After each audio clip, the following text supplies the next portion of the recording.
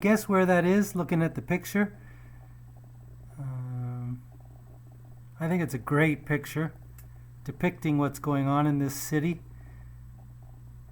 So it's Melbourne, Australia. They just passed Buenos Aires as the longest lockdown. They're now into 245 days being locked down. World record for most time spent in a lockdown.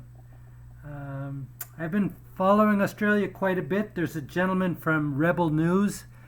His name is Avi Yemeni, and he does some of the best reporting I've seen.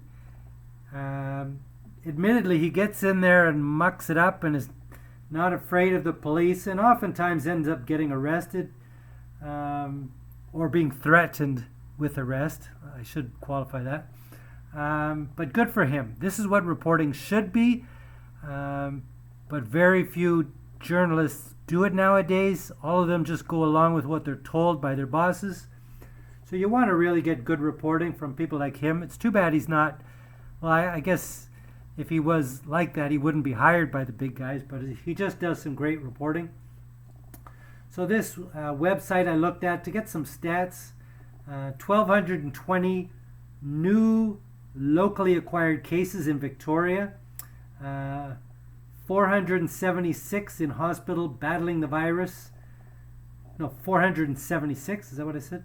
And there was one other that I wanted to say. Some patients begging for the vaccine before being placed on life support. One man had no underlying conditions. So when you read this article, I can put a link in if you want. It's just shocking. How they justify doing this is beyond me. Don't ask me to explain it.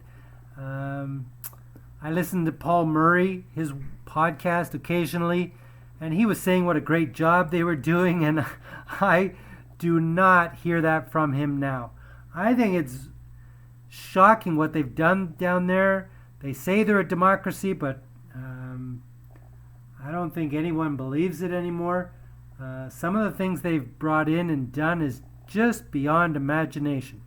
I've seen clips where a girl was going into work at a shop she worked at, didn't put the mask on quick enough, even though she has an exemption, and was quickly arrested and went through trauma.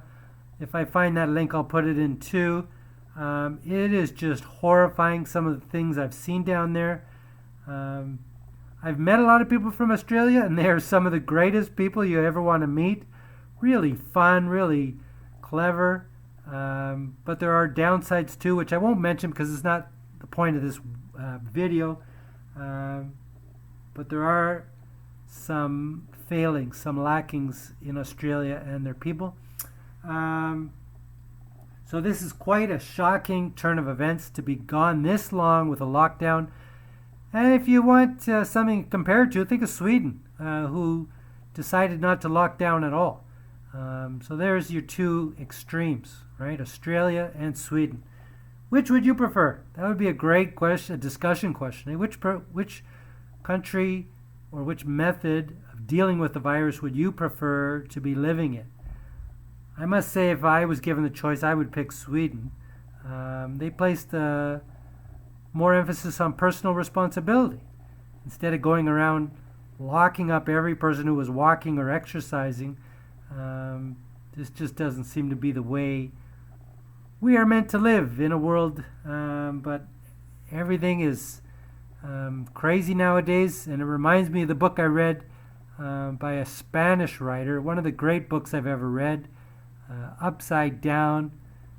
This was years ago, but it was just makes you think the way things are, you have to look at everything as being upside down or almost hypocritical.